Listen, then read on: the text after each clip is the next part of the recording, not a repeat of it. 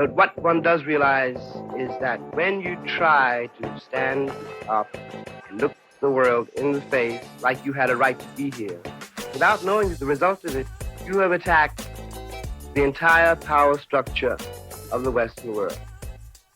From The Advocate magazine in partnership with GLAAD, I'm Jeffrey Masters, and this is LGBTQ&A.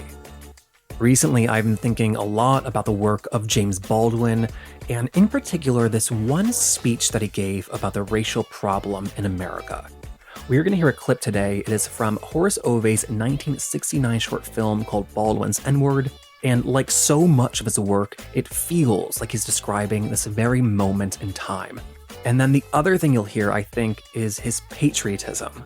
James Baldwin wanted to make our country and world the best possible place for everyone. That is true of the people protesting in 1967 that he describes, and it's also true of the people protesting today. Hearing from queer figures like James Baldwin, it always makes me feel just a little bit more grounded. And I think it also shows why we unfortunately have to continue to say that yes, Black lives do matter, and why saying that is also just the beginning of the work that we have to do. So to that, we've got some links in the show notes if you're still looking for resources, for how to get involved, where to start. Feel free to check all of those out. And then without further ado, here's James Baldwin. My school really was the streets of New York City. My frame of reference was George Washington and John Wayne. And you are formed by what you see, the choices you have to make, and the way you discover what it means to be black in New York. But I know how, as you grow older, you watch in the richest city in the world, the richest, freest nation in the world, in the Western world. I know how you watch as you grow older, literally. This is not a figure of speech. The corpses of your brothers and your sisters pile up around you. And not for anything they have done. They were too young to have done anything. In any case, too helpless. But what one does realize is that when you try to stand up and look the world in the face like you had a right to be here, when you do that, without knowing that this is the result of it, you have attacked the entire power structure of the Western world. And let's speak plainly. We know, everybody knows, no matter what the professions of my unhappy country may be, that we are not bombing people out of existence in the name of freedom. If we were concerned with freedom, boys and girls would not, as I stand here, be perishing in the streets of Harlem. We are concerned with power, nothing more than that. And most unluckily for the Western world, it has consolidated its power on the backs of people who are now going to die rather than be used any longer. In short, the economic arrangements of the Western world proved to be too expensive for most of the world. And the Western world will change these arrangements. All these arrangements will be changed for them. This is what is beneath all the rhetoric and all those rather shameful speeches coming from my president. This imposes on us, then, a very considerable burden. I, for example, do have, in principle at least, a choice. I can make a living. I'm well enough known to be an ornament. In short, I could ally myself on the side of what I most seriously consider to be a criminal nation. But if I can't do that, then I have to examine all the reasons that I can't. One is tried. I tried for a long time in my own person, in things I wrote and things I said.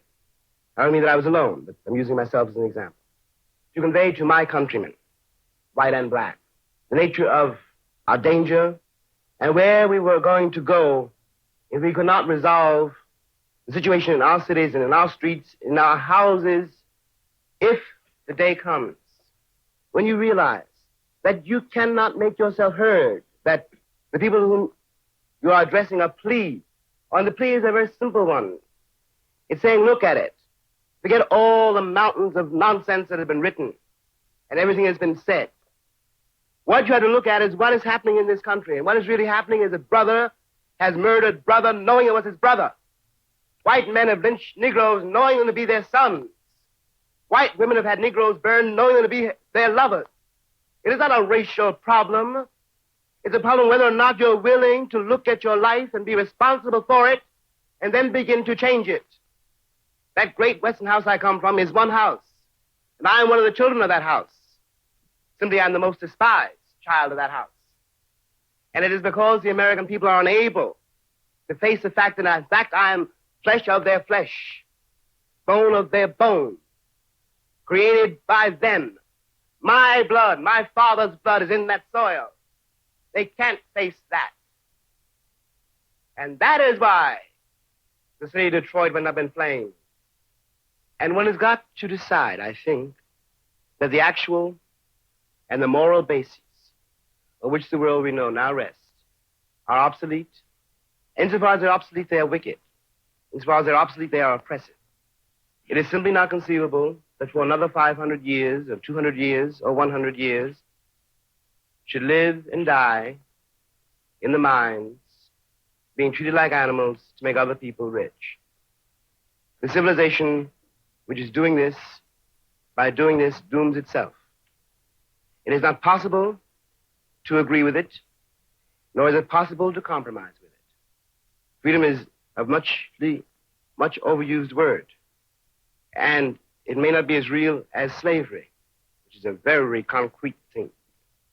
But freedom is what one's after. And as it cannot, I suppose, be given, then it obviously must be taken. And lest anyone misunderstand me, I'm not really talking about color. I'm not talking about race. I don't really believe in race. I don't really believe in color. But I do know what I see. I do know that in the very same way that the American Negro situation menaced everybody in the country, and now it is visible. What happened in Detroit is perfectly logical, and the lesson is plain. What happened says, if I can't live in this city, you can't live in this city either. When a city goes under martial law, everybody in the city is under martial law. If I can't walk out and buy a loaf of bread safely, neither can the housewife. That's why she's on the range, learning how to shoot a pistol in the land of the free and the home of the brave. But we all know who's in the streets of America. We know to whom we are referring when you talk about crime in the streets. We know the son of the president of Pan Am is not in the streets. Only one person in the streets. That's me. And they're plotting to shoot me in the name of freedom, dignified by law. And I'm supposed to agree. I'm supposed to agree. The question is, what shall we do? Everyone knows it. The question's in everybody's lap, from Washington to London. Everybody knows it. They're trying to figure out what to do. We should figure out what to do. Thank you. And that was James Baldwin from Horace Ové's 1969 short film, Baldwin's N-Word. If you want to let us know what you think about the episode or recommend a guest for a later one, I'm on Twitter at JeffMasters1. The podcast is on Twitter at LGBTQpod. We're produced by The Advocate Magazine in partnership with GLAAD. We'll see you next week. Bye.